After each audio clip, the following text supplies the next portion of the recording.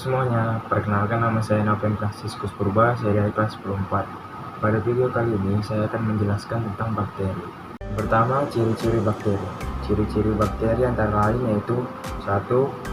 Berukuran kecil berdiameter 0,5 sampai 1 mikron dengan panjang 1 sampai 20 mikron. Yang kedua, punya dinding sel. Yang ketiga, hanya dapat dilihat menggunakan mikroskop. Yang keempat, bersifat uniseluler atau bersel satu. Yang kelima, bersifat prokariotik atau tidak memiliki membran inti.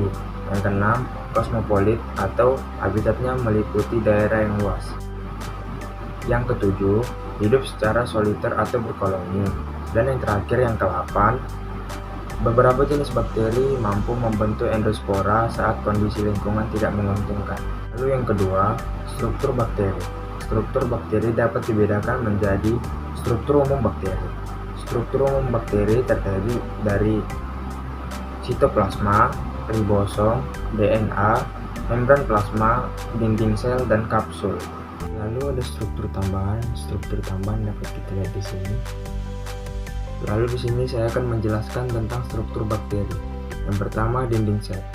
Dinding sel tersusun atas peptidoglikan atau gabungan protein dan polisakarida.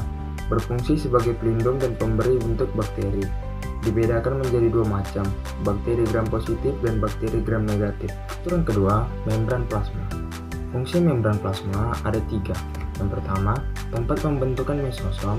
Yang kedua, alat transport elektron dan proton. Dan yang ketiga, alat pengatur keluar masuknya senyawa melalui membran sel. Struktur yang ketiga, ada sitoplasma. Sitoplasma berfungsi sebagai tempat terjadinya reaksi-reaksi kimia sel. 4. Ada ribosom.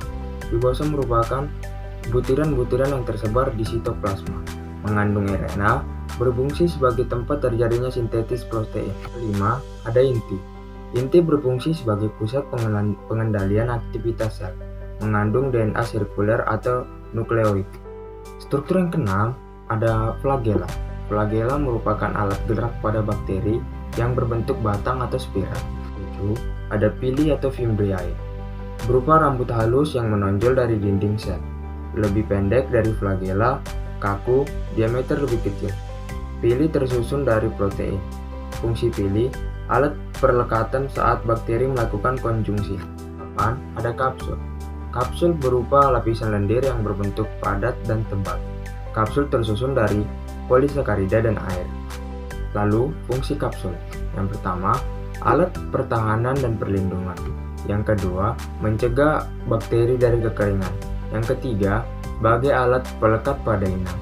Dan yang keempat, sebagai sumber makanan bagi bakteri. Kesembilan, ada klorosom. Klorosom adalah struktur bakteri yang berada di bawah membran plasma, mengandung pigmen klorofil yang berperan dalam fotosintesis. Lalu ada vakuola gas. Vakuola gas hanya dimiliki oleh bakteri air yang melakukan fotosintesis. Vakuola dapat membuat bakteri mengapung di permukaan air untuk memperoleh cahaya. Lalu yang ke-11 ada endospora. Endospora mengandung sitoplasma, materi genetik, dan ribosom. Apabila kondisi lingkungan yang menguntungkan, endospora akan tumbuh menjadi bakteri baru. Lalu yang ketiga, bentuk-bentuk bakteri. Pada dasarnya, bentuk-bentuk bakteri terbagi menjadi 3. Yang pertama, Bacillus satu batang, yang kedua Coccus satu bola, dan yang ketiga Spirillum atau spiral. Nah, macam-macam bentuk bakteri dapat kita lihat di sini. Oke, mungkin cukup sekian yang dapat saya sampaikan. Kurang lebihnya mohon dimaafkan. Terima kasih.